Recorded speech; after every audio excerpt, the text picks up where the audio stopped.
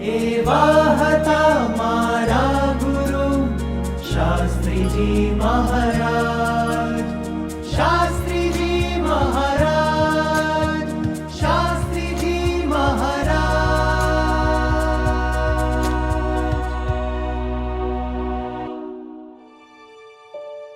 100 વર્ષ પછીની ગમે તો આ તો ભગવાનને સંતનું કાર્ય છે।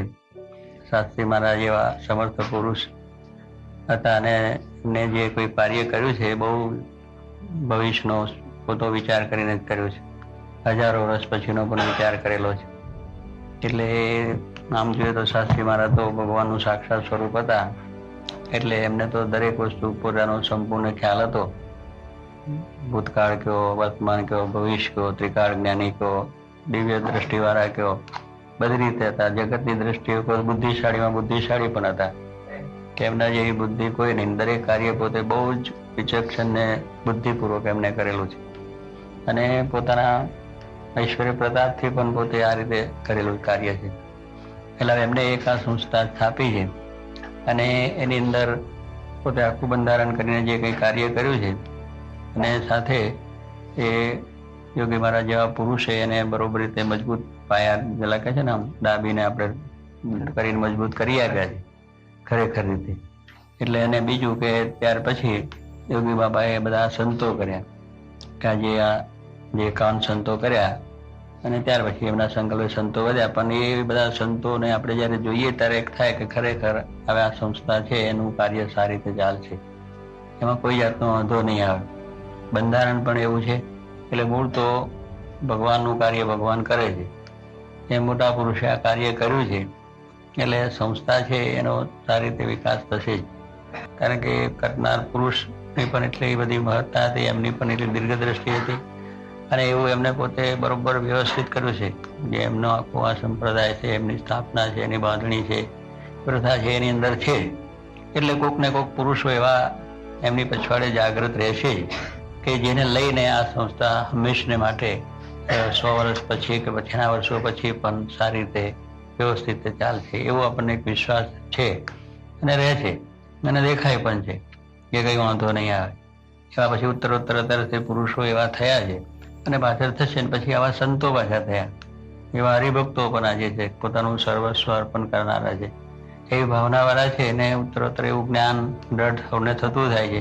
જોગી મહારાજ યુવક મંડળની સ્થાપના કરી છે એટલે એ પણ પાછળની પાછું આપણું ભૂકાઈ ના જાય કે આ સત્સંગીઓ પછીના સત્સંગીઓનું શું, પણ એ સત્સંગીઓને પણ અત્યારથી પોષણ મળે, એનાથી પછી પાછા બાળકોનું પોષણ મળે છે। એટલે આ જે પ્રણાલી આપણી જે ચાલુ છે એટલે એનાથી બાળકોથી આખા સંસ્કાર મળતા રહે છે। એટલે 3 પેઢી તો આમ થઈ ગઈ એટલે ત્યાં સુધીના પાયા નંગ થઈ ગયા કે આજે આ પૃથ્વીનો તર રહેશે ત્યાં સુધી, બ્રહ્માંડ રહેશે ત્યાં સુધી આ જ્ઞાન અને આ સિદ્ધાંત રહેશે। એ આપણું કાર્ય શાસ્ત્રીમાં સર્વોપરી છે। એટલે એમને માટે તો આપણે જેટલું ન કરે એટલું ઓછું છે, એમાં જેટલું હેત ન કરે એટલું ઓછું છે। અને એ રીતે એમના આ સિદ્ધાંતને આપણે આગળ ધપાવીએ એ આપણી સેવા, એ આપણી ભક્તિ છે। સહજાનંદ સ્વામી મહારાજ। એવા હતા મારા ગુરુ શાસ્ત્રીજી મહારાજ, એવા હતા મારા ગુરુ શાસ્ત્રીજી મહારાજ, શાસ્ત્રીજી મહારાજ, શાસ્ત્રીજી મહારાજ।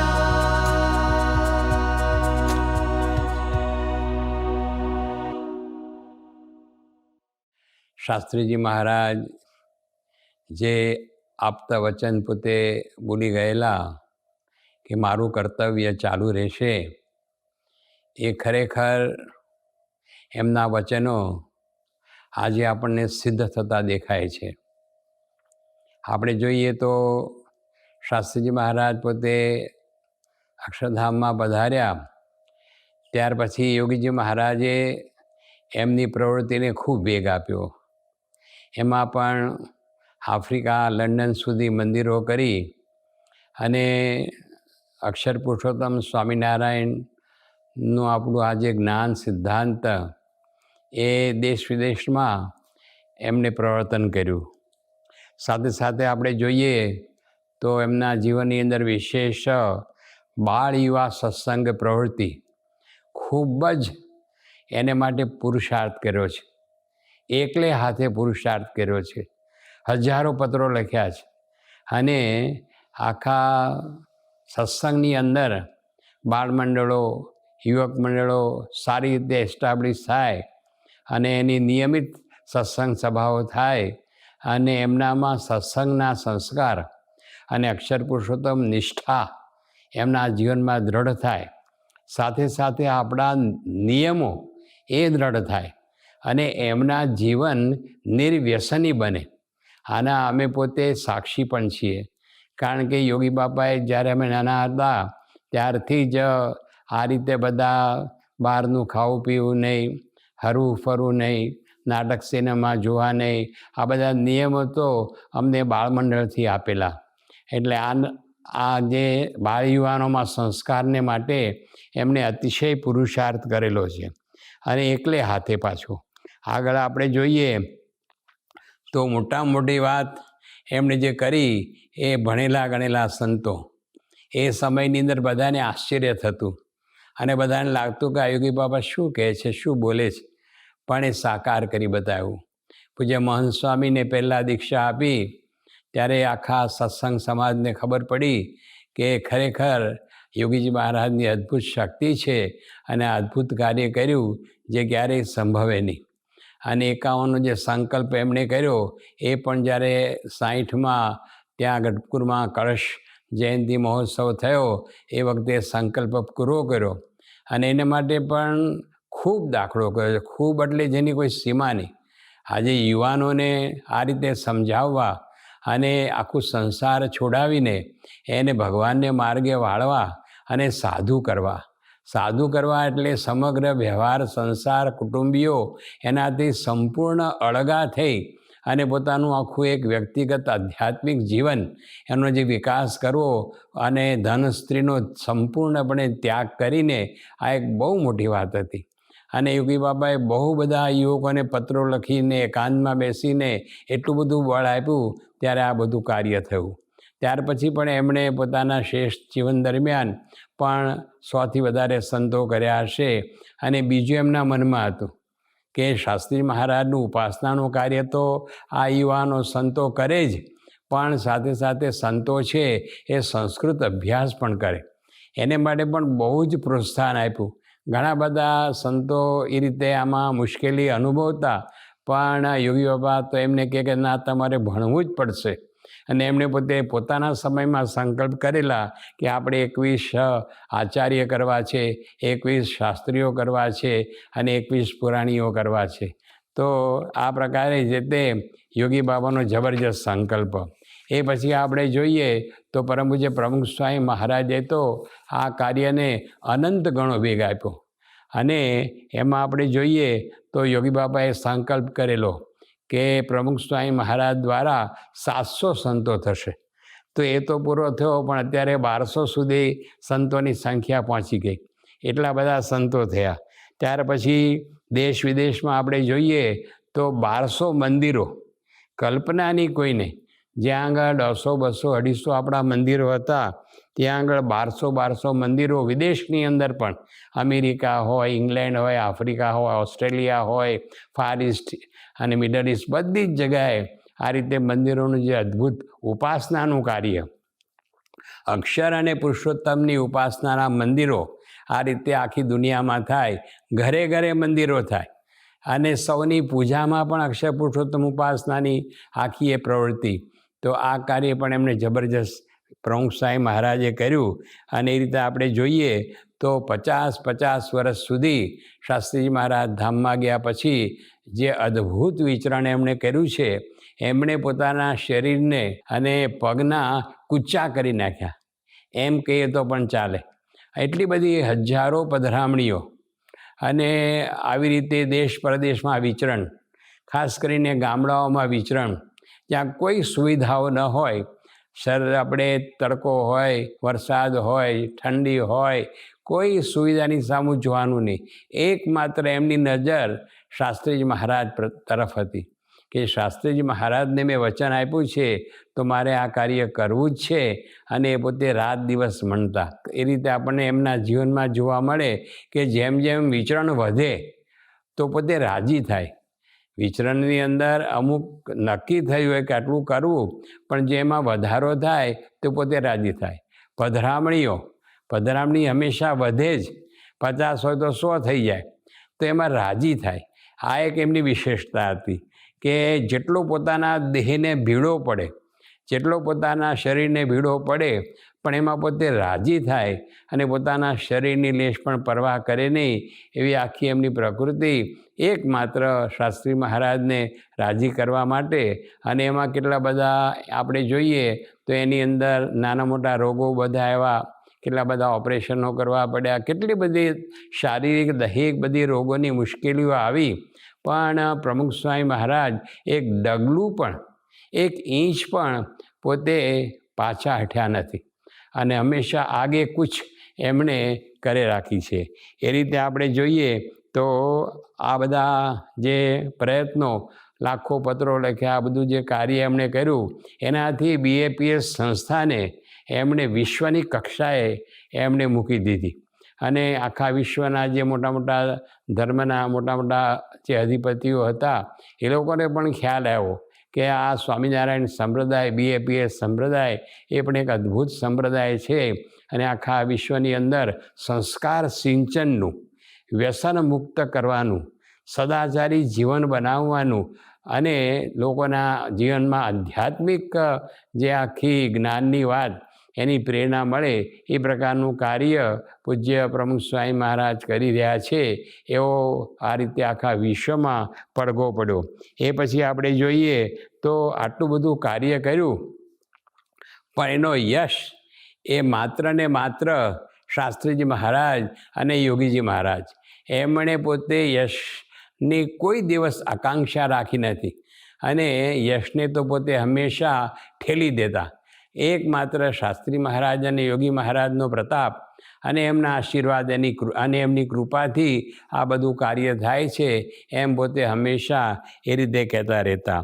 અને બીજું સાથે સાથે આપણે જોઈએ તો કરતાપણાનો લેશ ભાવ નહીં, લેશ પણ એ પોતે એમ કે આપણે આ કાર્ય કર્યું અને આપણે આ થયું એવું પોતાના માટે કાંઈ જરા પણ ક્યારેય પોતે ઉચ્ચાર્યું નથી. અને એમના મુખારબિંદ ઉપર પણ લેશ એવો ભાવ નહીં. અને જ્યારે બીજા બધા એમને પ્રતિષ્ઠા આપે, સન્માન આપે કે તમે આ કાર્ય કર્યું, આ કાર્ય કર્યું, તો પોતે ઝાંખા પડી જાય. એવી આખી એમની પ્રકૃતિ હતી કે આ બધું તો મારા ગુરુનું જ છે, મેં કાંઈ કર્યું નથી. એ રીતે આપણે જોઈએ તો એમનું એક મુખ્ય સૂત્ર હતું કે દાસના દાસ થઈ રહે જે સત્સંગમાં, ભક્તિ તેની ભલી માનીશ, રાચીશ તેના રંગમાં. તો સ્વામી કે આપણે દાસ થવું, સેવક થવું, સહન કરવું, અને પોતે આંતરિક રીતે ખૂબ સહન કર્યું છે. બાહ્ય રીતે પણ સહન કર્યું છે અને આંતરિક રીતે પણ એમણે પોતે ખૂબ બધું સહન કર્યું છે. અને આવો લાખો મનુષ્યોનો સત્સંગ સમુદાય, હજારો સંતો અને આ બધું કાર્ય પણ બધાના મન સાચવ્યા છે, બધાને રાજી કર્યા છે અને બધાને એ રીતે સુખ આપી અને બ્રહ્માનંદ કરાવીને એમણે આ પોતાનું જે આધ્યાત્મિક કાર્ય એ પોતે કરેલું છે. સાથે સાથે આપણે જોઈએ તો અક્ષરધામ, એમણે પોતે ગાંધીનગર અને દિલ્હીમાં અદ્ભુત અક્ષરધામ કર્યા અને છેવટે અમેરિકામાં પણ એવું અદ્ભુત અક્ષરધામ થાય એવા બધા જ આશીર્વાદ એમણે આપ્યા. એમના નકશાઓ બધા એમણે જોયા, અક્ષરધામમાં શું શું મૂકવું, શું શું કરવું, એ બધી ચર્ચાઓ એમણે કરી અને ખૂબ આશીર્વાદ આપેલા. અને કેવું કહેવાય કે 2014માં તો એમની તદ્દન જે એમનું સ્વાસ્થ્ય હતું અત્યંત ઢીલું હતું અને એમાં કંઈ પણ મુસાફરી કરી શકે એવી નહીં પરિસ્થિતિ, તો પણ પોતે ઠેઠ અમેરિકા પધાર્યા અને અક્ષરધામનું ખાતમુહૂર્ત એમણે ત્યાં આગળ કર્યું. અને ત્યાં મંદિર જે બનેલું એમાં પણ પોતે આરતી ઉતારી અને પ્રતિષ્ઠા કરી. તો એટલો બધો પોતાના જીવનના છેલ્લા શ્વાસ સુધી અક્ષર પુરુષોત્તમ અને એનો મહિમા પ્રવર્તતો રહે અને આખા વિશ્વમાં અક્ષર પુરુષોત્તમનું નામ ગુંજે અને દરેકને એનો પ્રભાવ પડે, એ પ્રકારની પ્રવૃત્તિઓ આપણને એમના જીવનમાં જોવા મળે. સાથે સાથે આપણે જોઈએ તો આપણે સામાજિક પ્રવૃત્તિઓ જેમ કે હોસ્પિટલો છે, સ્કૂલો છે, અને આપણે હોસ્ટેલો છે, પછી સામાજિક રીતે જ્યારે કંઈક બધી આફતો આવે, દુષ્કાળ આવે અને જે બધી આફતો આવે તો એમાં પણ બાપાએ પોતે ખૂબ બધાને સહાય કરી છે અને એમાં પણ પોતે મોખરે રહ્યા છે અને એમાં જાતે પોતે એની અંદર સેવાઓ કરી અને એ રીતે બધાને પ્રેરણા આપી છે. અને એ રીતે આપણે જોઈએ તો જે યોગી બાપાએ બધી પ્રવૃત્તિ શરૂ કરેલી, રવિવારની સત્સંગ સભા, ઘર સભા, શિબિરો, ગોષ્ઠીઓ, અધિવેશનો, આ બધું પણ પૂજ્ય પ્રમુખ સ્વામી મહારાજે ખૂબ પ્રોત્સાહન આપ્યું, ખૂબ એને વેગ આપ્યો અને હજારો લાખો બાળકો, કિશોરો, યુવકો એ બધા એને ખૂબ પ્રેરણા આપી અને ખૂબ સત્સંગાભિમુખ આ બધાને કર્યા. બાકી બાળકો, કિશોરો, યુવાનો તો સત્સંગથી વિમુખ હોય, પણ એને સત્સંગ સન્મુખ કર્યા. એક જબરજસ્ત કાર્ય એમણે આટલા બધા કાર્યોની સાથે પણ આ બધી વાત પણ એમણે ચાલુ રાખી. સાથે સાથે આપણે જોઈએ તો આ પ્રકારે જે તે એમના જીવનની અંદર સંતો અને સંસ્કૃત પણ ખૂબ ભણાવવાની પ્રેરણા આપી અને જે આપણો સિદ્ધાંત અક્ષર પુરુષોત્તમનો એ શાસ્ત્રીય બને એટલા માટે જે પ્રસ્થાનત્રયી એના ઉપરના જે ભાષ્યો, આપણી જે સિદ્ધાંતની વાત છે એ અનુસાર તો પૂજ્ય ભદ્રેશ સ્વામીને પ્રેરણા આપી અને આશીર્વાદ આપી અને એમની કૃપાથી ભદ્રેશ સ્વામીએ પણ પ્રસ્થાનત્રયી એના ઉપર જે તે ભગવદ્ ગીતા, ઉપનિષદો અને બ્રહ્મસૂત્રો ઉપર અક્ષર પુરુષોત્તમ દર્શન એ જે તે એમણે એ લખ્યા અને તૈયાર કર્યા અને સમાજમાં એની ખૂબ પ્રતિષ્ઠા થઈ વિદ્વાનોની અંદર. અને એ પણ એક અદ્ભુત કાર્ય પૂજ્ય પ્રમુખ સ્વામી મહારાજે એમના જીવનની અંદર આ રીતે કર્યું. અને આપણે જોઈએ તો આવા 50 વર્ષના એમના સમયની અંદર એમણે આખા સંપ્રદાયને ખૂબ ઊંચાઈએ એમણે મૂકી દીધો અને વિશ્વના ફલક ઉપર મૂકી દીધો એમ આપણે કહી શકીએ. અને કોઈ સંપ્રદાયનું કે કોઈ પણ એમ કે ધાર્મિક આધ્યાત્મિક જે વાત છે એનું કોઈ પણ એક જે તે વિભાગ એ બાકી રાખ્યો નહીં. સર્વાંગ સંપૂર્ણ રીતે એનો ઉત્કર્ષ થાય દરેક ક્ષેત્રની અંદર, આધ્યાત્મિક રીતે અને સાથે સાથે બીજા ક્ષેત્રોની અંદર પણ સંસ્થાનો BAPSનો ઉત્કર્ષ થાય એ પ્રકારના એમણે સમગ્ર જીવન દરમિયાન એ બધા પ્રયત્ન કર્યા. ત્યાર પછી આપણે જોઈએ તો પૂજ્ય મહંત સ્વામી મહારાજ, અને મહંત સ્વામી મહારાજે પણ ખરેખર યોગીજી મહારાજ અને પ્રમુખ સ્વામી મહારાજની જે રુચિ, એમનો જે અભિપ્રાય એ પ્રમાણે એમણે પણ આ બધું કાર્ય એ આગળ વધાર્યું. આમ તો જોવા જઈએ તો યોગી બાપાએ દીક્ષા આપી ત્યારથી જ પૂજ્ય મહંત સ્વામી મહારાજ એ પોતે વિચરણ કરતા અને બધા પધરામણીઓ કરતા અને હરિભક્તોને પત્રો પણ લખતા અને હરિભક્તોને આધ્યાત્મિક માર્ગદર્શન પણ કલાકો સુધી બેસી અને આપતા. ખાસ કરીને આપણે જોઈએ તો શિબિરો હોય મોટી એની અંદર બાળકો, કિશોરો, યુવાનો એમને ખૂબ સારી રીતે આધ્યાત્મિક જે સૂક્ષ્મ જે જ્ઞાન છે એ બધાને સારી રીતે એમણે પીરસ્યું છે. અને આધ્યાત્મિક જે બધા સુંદર અર્થો એ પણ બધા એમણે બહુ સુંદર રીતે કરી અને બાળકો, કિશોરો, યુવાનો, હરિભક્તો બધાને ખૂબ જે તે સત્સંગની અંદર આધ્યાત્મિક પ્રેરણા, આધ્યાત્મિક ચેતના એમણે અદ્ભુત પ્રગટાવી છે. અને એ રીતે આપણે જોઈએ તો એમણે પણ અક્ષરધામ, ગાંધીનગર, દિલ્હીના કાર્યોમાં પણ ખૂબ સહયોગ આપ્યો છે. અને સાથે સાથે આપણે જોઈએ તો એમના જીવનની અંદર દરેકને રાજી કરવા, નાના મોટા બધાને રાજી કરવા, બાળકો, કિશોરો, યુવાનો એ બધાને રાજી કરવા અને બધાને મળવું, હળવું, બોલાવવા, ચલાવવા, એની સાથે અંગત બેસવું, એને પ્રેમ આપવો, એ બધાનું એ પ્રકારનું પણ જે કાર્ય છે એ પણ એમણે ખૂબ સારી રીતે સંપ્રદાયની અંદર અત્યારે પોતે કરી રહ્યા છે. અને સાથે સાથે આપણે જોઈએ તો ખરેખર અદ્ભુત કાર્ય એમણે જે કર્યું એ કેટલાક જે નૂતન જે આવિષ્કાર સંપ્રદાયની અંદર એમણે મૂક્યા, આપણને આપ્યા, એ ખાસ તો સત્સંગ દીક્ષા ગ્રંથ કે જેની અંદર આપણા બધા નીતિ નિયમો અને આજ્ઞા અને ઉપાસનાની સચોટ વાત, જેથી કરીને કોઈ પણ મુમુક્ષુ હોય એને BAPS સંસ્થા શું છે અને શાસ્ત્રીજી મહારાજના શું સિદ્ધાંતો અને નિયમો છે અને એ મહારાજના સિદ્ધાંતો છે એનો સારી રીતે સાચી રીતે ખ્યાલ આવે તો એમણે સત્સંગ દીક્ષા ગ્રંથ આપણને આપ્યો.